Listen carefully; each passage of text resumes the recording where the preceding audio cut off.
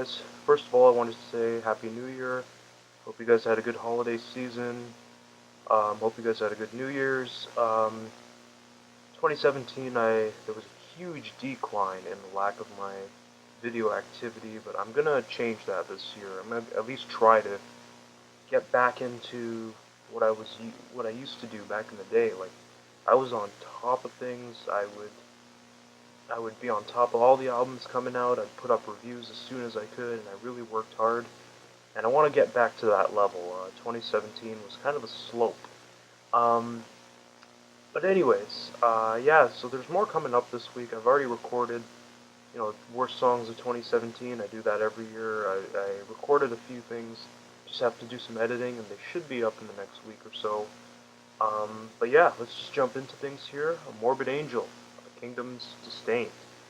Morbid Angel is one of my favorite bands of all time. Their album Altars of Madness is probably the greatest death metal album ever made, at least in my opinion. I'm sure many of you feel the same. Um, However, about 6 years ago, they released Illud Divinium Insanus, which was one of the worst albums of all time, or at least in the death metal or even metal field. When I heard this album came out, I was a bit excited because, again, it's been 6 years since Illud Divinium Insanus came out, so I don't know, I just wanted to see where they were going with this album. So here I present to you Kingdom's Disdained by Morbid Angel. So David Vincent is now gone, and Steven Tucker is back in the band. That is a good sign. David Vincent was awful. So some people despise Morbid Angel after Illud Divinium Insanus, which is understandable. This album is a definite step up from that album.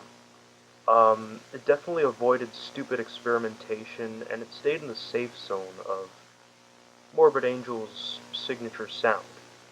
You can really tell that Steven Tucker gives Morbid Angel a bit of a boost, and really pulled them out of a pit.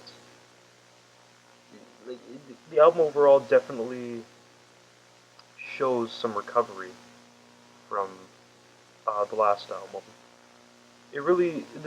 Overall, the album drives in speed and intensity in majority of the songs, which is good. It helps it give more of that signature Morbid Angel vibe.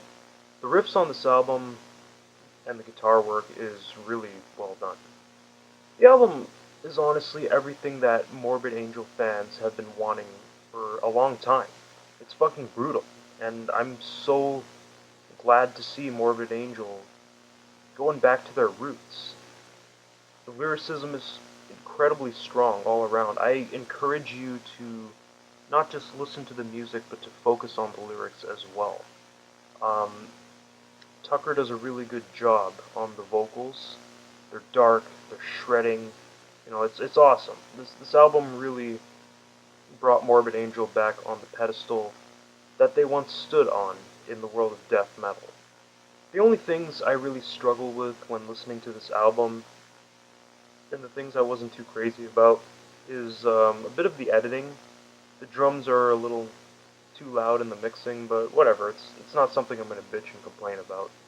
Um, the two songs I really wanted to point out on this album are Piles of Little Arms, which is their intro track. As I say, intro tracks are important to me, but this wasn't just an intro track. It was probably my favorite track on this album. And Paradigm's Warped. Those two tracks really showed you that Morbid Angel is fucking back. Especially Piles of Little Arms. The technicality is 100% at its best, and it gives you that sort of, this is what I've been seeking for from Morbid Angel for all of these years kind of vibe. You listen to it and you just say, this is what I want. All in all, Steven Tucker he really fucking saved this band. David Vincent was never my cup of tea. He really took the band in a bad direction. But the songwriting, the technicality, and the band lineup are all key good points on this album. The only downsides are the mixing, mastering, and the safety. When I say safety, I basically mean that they stayed a bit in a bit of a safe zone, which kind of prevented evolution and any kind of surprises from happening throughout the album.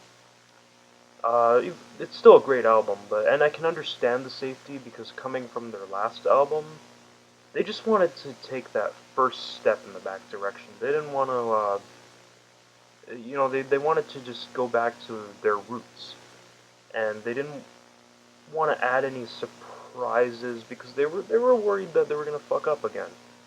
And but yeah, no, now that they've gotten in the level of comfort that they used to have, um, they're only gonna go in the right direction from here. I think in the future, if these guys put out any more work, it's gonna get better and better. My hat's off to these guys for recovering from a really bad album 6 years ago.